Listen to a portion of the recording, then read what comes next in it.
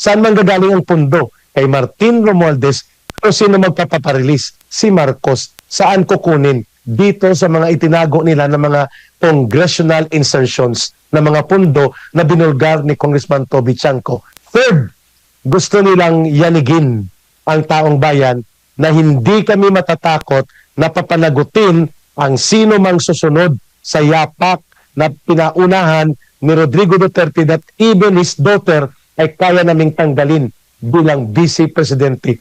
That message, tumutugma yan ma'am sa message ni John B. Crimolia na akala niya ang taong bayan ay matatakot niya forever.